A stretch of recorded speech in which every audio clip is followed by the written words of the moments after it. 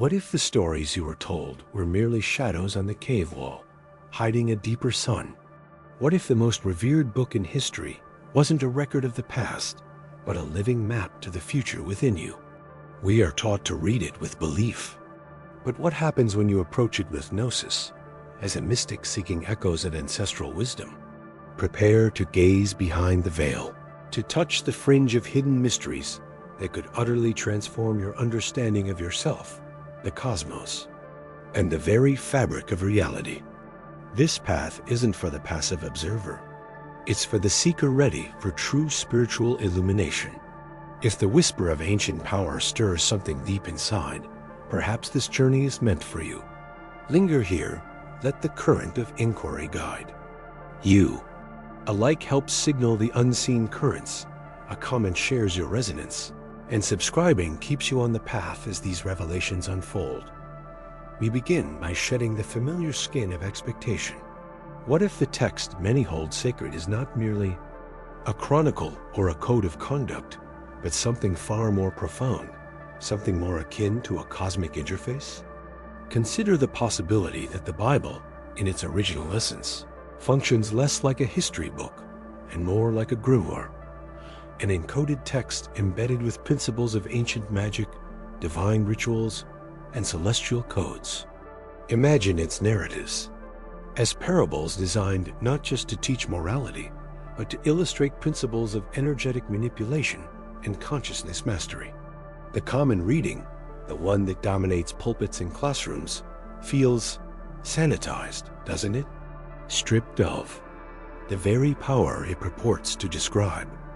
The whisper among certain circles, echoed in whispers across centuries, and hinted at in fragments considered by some to be forbidden texts, is that the deepest layers were intended not for the masses, but for initiates, those ready to undertake the journey of inner alchemy. The text then becomes a lockbox, its true contents secured by complex ciphers of language, number, and symbol. It's less about historical events and more about energetic states, less about external figures and more about internal forces. It functions like a set of instructions for aligning with cosmic energy, a manual for operating the machinery of creation itself. But if it's a code book, what are the keys? And who were the original programmers, or rather, the original initiates who understood its operating system? To understand this, we must look beyond the conventional narratives and explore the possibility that the figures within the text are not just historical characters, but archetypes, representations of universal principles and potentials waiting to be activated within us. The figures within the text are not just historical characters, but archetypes, representations of universal principles and potentials waiting to be activated within us. Yes, think of Abraham not merely as a patriarch, but as the archetype of awakened faith, of leaving the known world, the comfort of the ego mind's identification, to journey towards an unknown promise guided by an inner voice, a subtle current of cosmic energy. Moses, not just a liberator, but the archetype of the will that confronts internal obstacles, parting the waters of emotional chaos to lead the consciousness towards higher ground. Even the dramatic stories of creation, fall, flood, are perhaps less about a literal timeline of events and more about the unfolding states of individual and collective consciousness, processes of spiritual evolution and devolution. The whispers of this Sabiduria ancestral tell us that the very structure of the language, particularly the original Hebrew, is pregnant with layers of meaning accessible through methods like gematria, notarikon, and temera, techniques of ancient textual alchemy that reveal numerical and symbolic connections hidden from the casual reader. These aren't mere linguistic curiosities. They are keys to unlocking the mysterios occultos encoded within the divine narrative. They suggest that specific names, phrases, even the shapes of the letters themselves carry energetic resonances, functioning less like descriptive words and more like potent incantations, formulas for interacting with the fabric of reality. Could phrases often recited as prayer or liturgy actually be fragments of forgotten spells, not for influencing external events in a mundane way, but for recalibrating one's internal state, for performing acts of alchemia interior? Consider the power attributed to certain names in the text names spoken with reverence, sometimes even fear. Is this reverence simply for a historical figure, or is it an acknowledgement of the energetic signature embedded within the name itself? A key, frequency capable of unlocking specific potentials or invoking particular flows of energia cosmica. The true goal, as hinted at in traditions often deemed esoteric or found only in forbidden texts, is not blind belief, but the Illuminica spiritual achieved through understanding and applying these principles. The Bible, then, becomes a map of the soul's journey, a guide to navigating the internal landscape, identifying the archetypal forces at play within one's own being, and consciously directing the currents of creation. It's a manual for becoming a co-creator, not just a subject, by mastering the energetic language of the cosmos.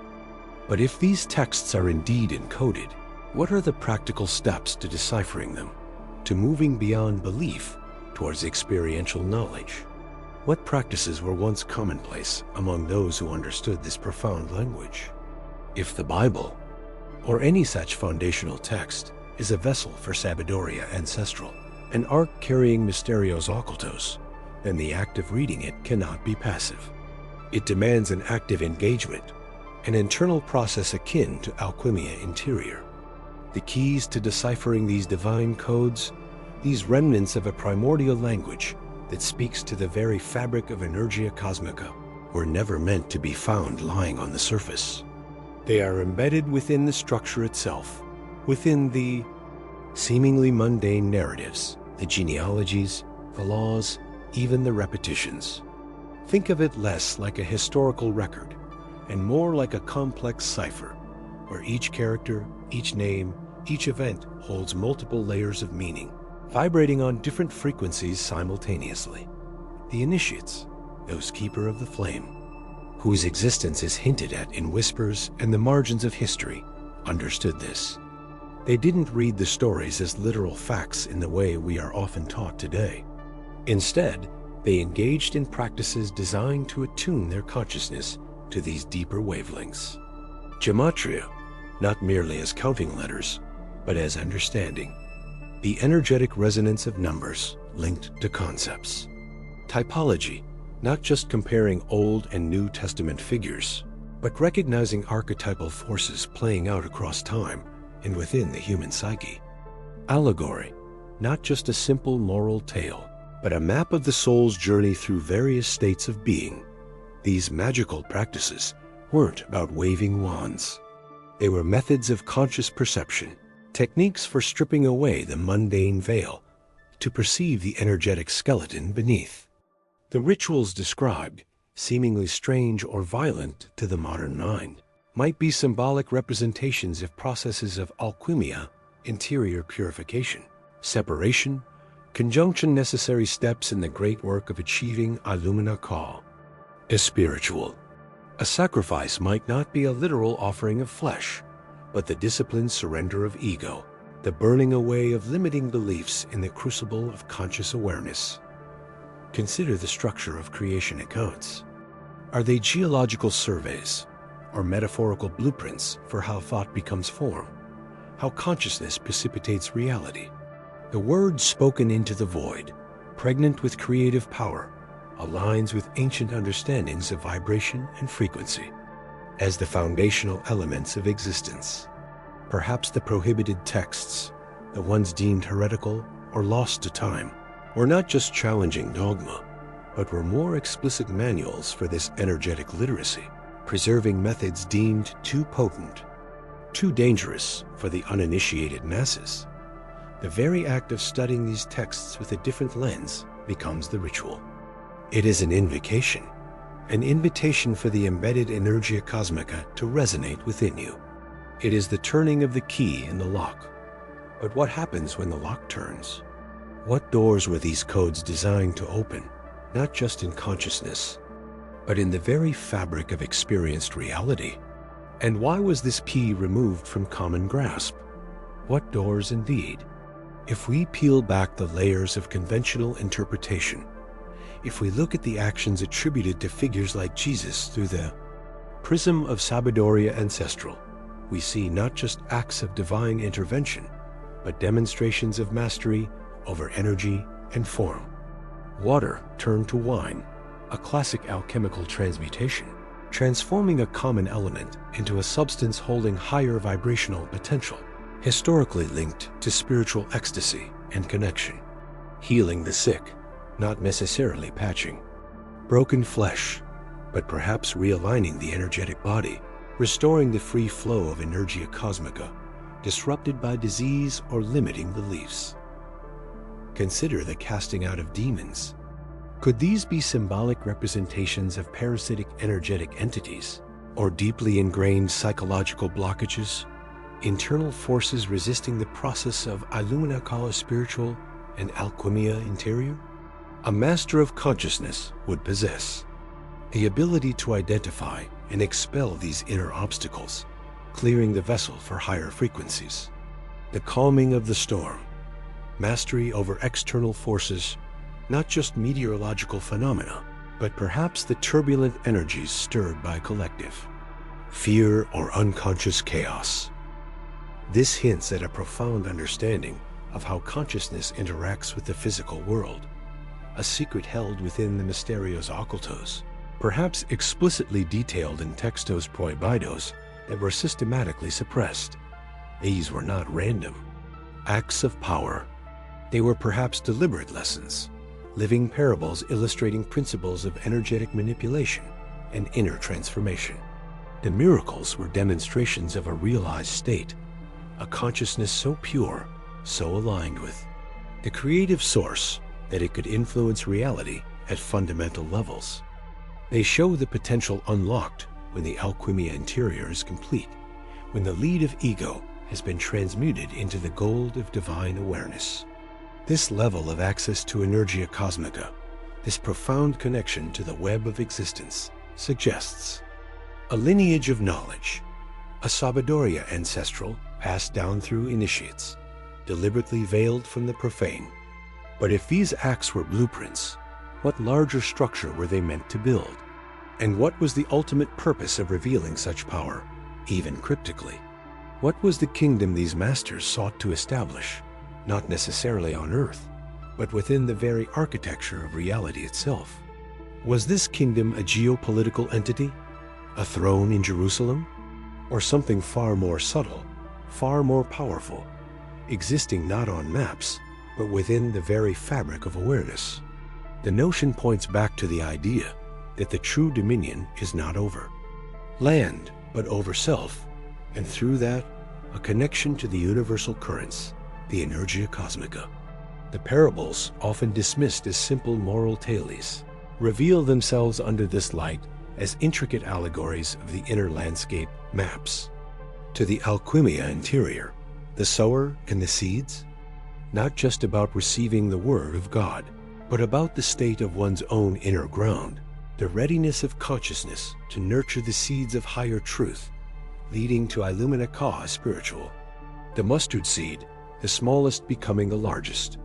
Tree, a metaphor for the immense potential hidden within the subtlest spark of awakened consciousness. The leaven transforming the whole batch of dough.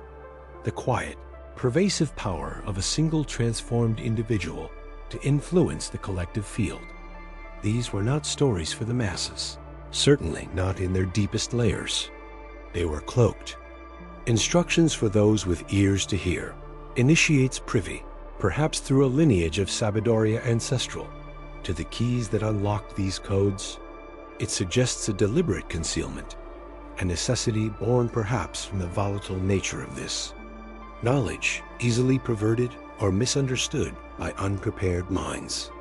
Could it be that the Textos Prohibidos, rumored to contain more explicit teachings on these matters, were suppressed precisely because they laid bare the mechanisms of consciousness manipulation and reality shaping, powers deemed too dangerous for widespread dissemination? Consider again the calming of the storm.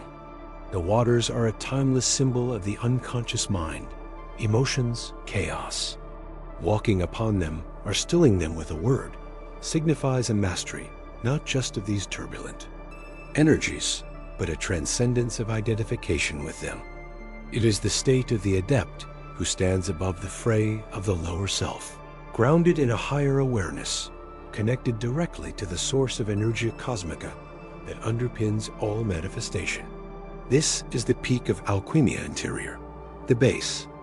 Elements of fear, doubt, and chaos transmuted into the stillness of absolute presence. The demons cast out?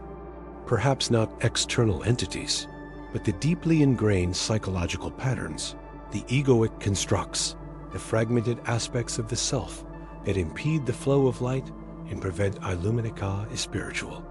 Expelling them is clearing the vessel, purifying the psyche, making it a fit dwelling for the divine spark.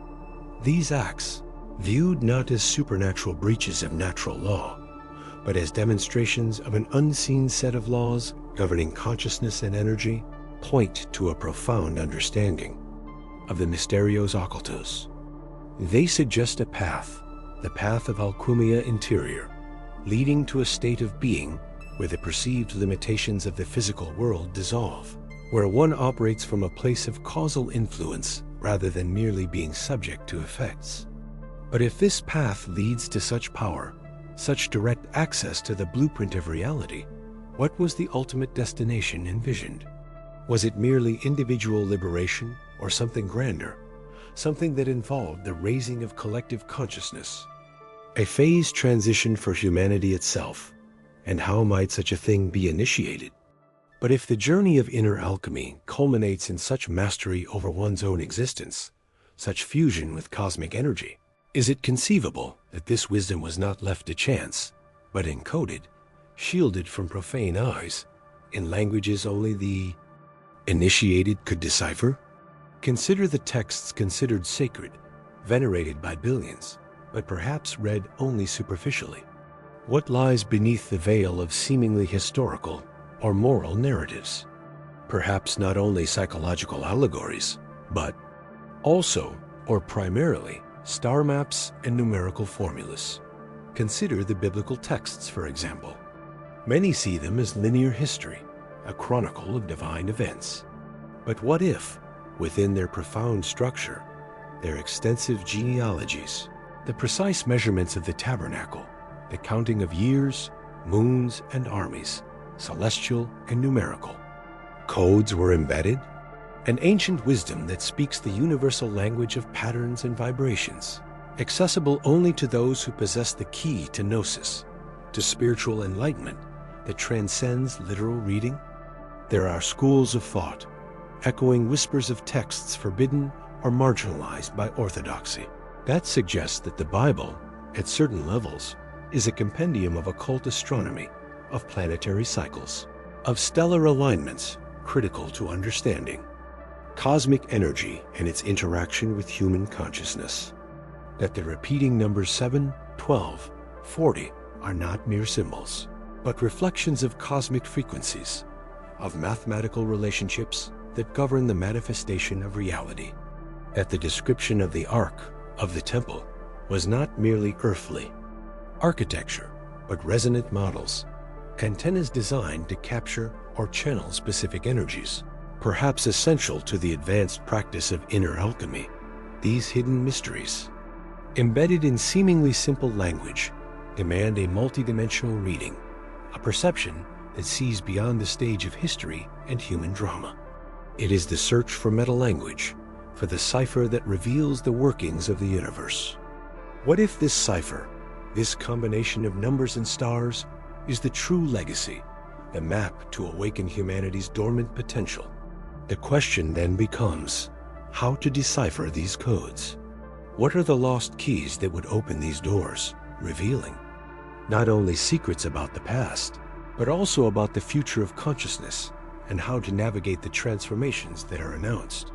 Could it be the inner journey itself, the alchemy of the soul, that fine-tunes perception to recognize these vibrational patterns To hear the whisper of cosmic energy manifesting in the hidden structure of the most sacred texts? And what would happen if these codes were fully understood and activated? For the key master may not reside in some external magic formula, but rather in the very calibration of the being. Inner alchemy, the transmutation of consciousness, is perhaps the prerequisite for the eyes to see and the ears to hear, the silent language that weaves the tapestry of the cosmos and is reflected in the sacred archetypes. Imagine that each number, each constellation mentioned, each cycle of time described, possesses a vibrational resonance. 7 is not just a count, but the fullness of a cycle. Perhaps the 7 energy centers in humankind, or the 7 musical notes, or the 7 planets visible in ancient astrology, each connected to a specific frequency of cosmic energy. 12. The tribes, the disciples, the months of the year, the zodiacal houses, a map of complete manifestation, a wheel of divine and human operation that aligns with the 12 great celestial cycles that influence life on Earth. And what about 40? The 40 days in the desert, the 40 years of pilgrimage, the 40 days of fasting, were they merely a period of trial or an echo of broader planetary cycles, perhaps related to specific alignments that foster purification, the test of will, the initiatory journey? Ancient wisdom, preserved in fragments and forbidden texts, suggests that these numbers are key to understanding the temporal and energetic structure of the universe, that the architecture of Solomon's temple, with its divine proportions and specific materials, was not just a building, but a three-dimensional mandala, a condenser of cosmic energy, whose measurements resonated with the heavens and the proportions of the human body in its ideal state of spiritual enlightenment. These correspondences are not accidental. They are the basis of the hidden mysteries, the secret language that connected the microcosm with the macrocosm. The figure of Noah and his ark, with its precise dimensions of 300 by 50 by 30 cubits, were they merely measurements of a boat or sacred proportions reflecting the geometric harmony necessary to navigate the great cosmic floods, the changes of eras, preserving the seed of consciousness? That the biblical flood can be read not only as a geological or mythical event, but as an allegory of the end of a great zodiacal cycle, the plunge through the celestial waters, represented by the age of Pisces, or an energetic cataclysm that realigns the planet's vibrational field? The search for understanding these codes requires not only study, but immersion, attunement to these ancient frequencies. It demands that we become, through inner alchemy, receivers capable of deciphering the signals. But who held the full knowledge of this cipher?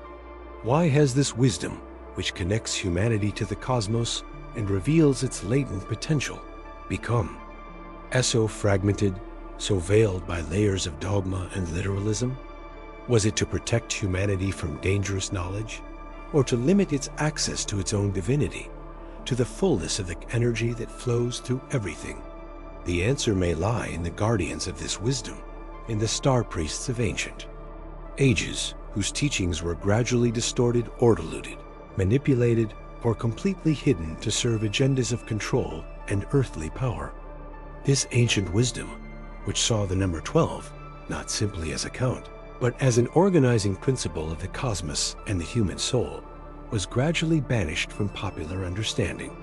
Think of the 12 labors of Hercules, the 12 gates of hell in some traditions, the 12 pillars that support the universe in others, the 12 months, the 12 double hours of day and night. Could they not all be echoes of the same code, a map of the 12 fundamental stages of the process of inner alchemy, the archetypal journey necessary to achieve spiritual enlightenment? Each labor of Hercules, each tribe of Israel, each apostle, each zodiac sign represents a phase, a challenge, a specific energy within a larger cycle of transformation. The hidden mysteries of this sacred numerology reveal that our own psyche mirrors the firmament. By understanding the 12 energies of the zodiac within ourselves, and not just as external influences, we begin to work with cosmic energy consciously. But where can we find the keys to decipher this celestial code in its purity? Many forbidden texts, marginalized or interpreted literally to the extreme, hold fragments of this wisdom, hidden in parables and allegories that challenge the common rational mind. Gnosis, direct knowledge, has always been a threat to established dogmas. Unrestricted access to one's inner divinity, mirrored in the cosmic order of the 12, would empower the individual to such an extent that control structures based on ignorance and fear would crumble. This is why this ancient wisdom, these hidden mysteries, have been so diligently erased from collective memory, replaced by narratives that place us at the mercy of external forces, rather than as co-creators who masterfully navigate the 12 currents of cosmic energy. The truth is that the order of the cosmos is not a secret guarded by a distant deity, but a reflection of our own internal constitution, waiting to be rediscovered through inner alchemy and the work that leads to spiritual enlightenment. But how exactly does this energy flow, and how can we tune into it, especially when certain doors have been closed and certain knowledge sealed, perhaps even in ourselves? If the 12 portals of the zodiac represent the larger stage, the structure of creation in its manifested totality, there is another, more intimate architecture, more directly linked to the embodied experience, to the soul's journey through the different planes of existence. And this architecture is governed by a fundamental number which emerges repeatedly throughout ancient wisdom: 7. The ancients did not see the 7 planets as mere distant celestial bodies, but as the 7 primordial gears that orchestrate manifestation on the material plane and directly influence the tapestry of the human soul. The Sun, the Moon, Mercury, Venus, Mars, Jupiter, and Saturn, the 7 celestial travelers, known since antiquity, are, in fact, 7 principles, 7 frequencies of cosmic energy that unfold and condense to form reality as we know it. Of these, stars is linked to a particular aspect of our psyche, to a center of force within us, reverberating with a unique energetic quality. This is why the number 7 emerges insistently in sacred narratives, in the hidden mysteries, in the keys to creation, the 7 days of Genesis, which are not necessarily chronological periods, but stages of cosmic and inner development. The 7 seals of the Apocalypse, which represent stages of revelation or initiation. The 7 musical notes, the 7 colors of the rainbow, the 7 layers of many mystical cosmologies. These are not coincidences, but echoes of the same fundamental structure that governs both the macrocosm and the human microcosm. Inner alchemy, this true art of transmutation, is intrinsically linked to understanding and working with these 7 planetary energies within us. Each internal planet governs vital functions: will and vital essence, Sun; the subconscious and emotions, Moon; communication and thought, Mercury; love and harmony, Venus; action and passion, Mars; expansion and wisdom, Jupiter; structure and discipline, Saturn. To ignore these influences or fail to integrate them is to live at the mercy of forces that should be consciously navigated. This profound ancient wisdom, this understanding of the soul in relation to the 7 luminaries, was the knowledge kept under lock and key in the temples of mystery. It was often deliberately obscured, disguised in forbidden symbols and texts, to protect its power from those who would seek to use it for control or domination, or simply because the spiritual enlightenment resulting from the direct understanding of these inner energies was seen as subversive by established earthly and spiritual authorities. Access to the flow of cosmic energy, mediated by these 7 principles, is the very essence of creative power in the sovereignty of being. But if these 7 forces are so fundamental, why has their profound understanding become so elusive, so hidden, as if a veil had been cast over the inner firmament? And what is the role of certain guardians of these energies, both in the cosmos and within ourselves, in maintaining the flow or paradoxically, in testing it.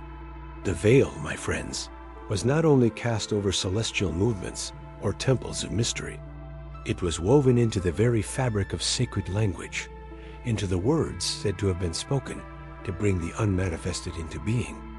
Ancient wisdom whispers to us that primordial languages, those that echo the vibration of creation, contain keys to the unseen, not only in meaning, but in essential form. And in certain traditions of profound ancient wisdom, the key to this bridge between word and reality is numerical. Consider gematria, a venerable Hebrew system in which each letter of the alphabet possesses an intrinsic numerical value. This is not a convention, but the conviction that manifested reality from the highest divine names pulsates with numerical frequencies. To delve into these hidden mysteries is to realize that a sacred word is a living equation. By adding the values of the letters, we arrive at its gem.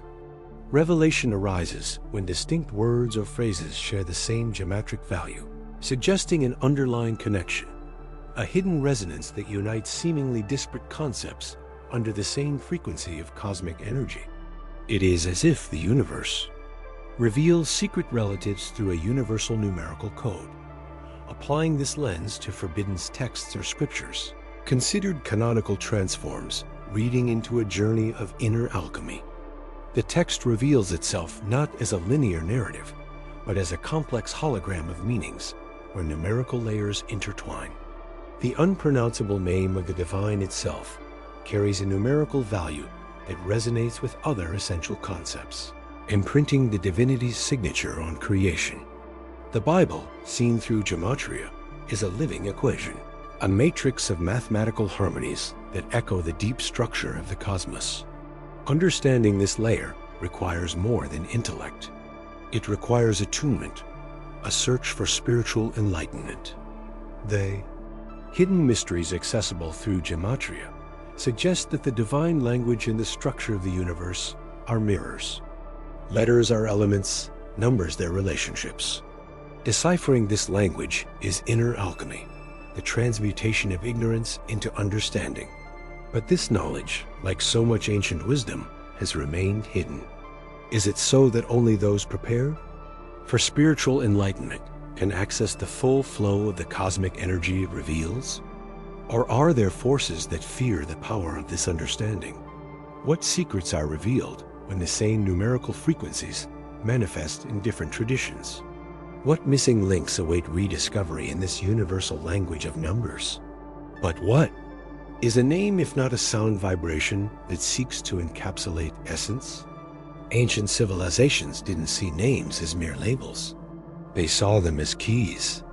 Ancient wisdom teaches that to pronounce a name is to evoke, to tune into the frequency it carries. And when we speak of divine names, they are not just words. They are portals. Each syllable, each resonance carries with it the energetic signature of the power it represents. Think of the unpronounceable names, or the 72 names revealed in certain traditions. These were not secrets kept out of whim, but because knowing and using these names grants direct access to specific currents of cosmic energy. The Forbiddens. Texts and lesser-known grimoires detail not only the names of the archangels and the heavenly hosts, but also those of the dark archetypes, the demons. But demon is not just evil in the moralistic sense. The Greek word daimon originally meant a spirit, an intermediary power. The names of these beings, celestial or infernal in their archetypal representation, are fractals of the human psyche and universal forces. Knowing the true name of an angel is not just identifying it, it is understanding its function in the cosmic tapestry, its vibrational frequency. Likewise, the name of a demon is not to be feared in ignorance, but understood in its archetypal nature, the shadows, the challenges, the dissonant energies that are part of the whole. This knowledge of names and the vibrations they contain is fundamental to inner alchemy. Working with these names, whether in meditation, invocation, or contemplation, allows us to resonate with these energies. It allows us to integrate the fragmented aspects of the self, bringing light to the shadows, the inner demons, and aligning with the higher principles, the inner angels. It is a map of the psyche and the cosmos simultaneously. But the power lies in precision. A name misunderstood, mispronounced, or used with impure intent can open unwanted doors or distort the flow of cosmic energy. The hidden mysteries surrounding onomancy, the art of using names, and theurgy, the art of invoking the divine, were not mere empty rituals. They were sophisticated methods for manipulating reality itself, internally and externally, through the primordial language of vibrations. Why was this ancient wisdom pushed to the margins? Why were names reduced to labels and archetypes to figures of folklore or simplified dogma? Perhaps because the power to name is the power to create. And those who hold power in this world fear that humanity will rediscover its innate ability to shape reality through spiritual enlightenment and mastery over the energies that names reveal. What additional secrets are hidden in the phonetic variations and ancient translations of these sacred and archetypal names? So, the journey through names, my friends, is the journey of inner alchemy. It is the search for spiritual enlightenment through ancient wisdom, which resides in the hidden mysteries and forbidden texts that the world prefers to forget. Cosmic energy awaits the command of one who understands the primordial vibration. To claim the power of naming is to claim divinity itself. Are we ready to unlock the names that truly define our future? If this search resonated with you, share this knowledge. Subscribe so you don't miss the keys yet to be revealed. And 4. The next step on this path. Watch our next video now.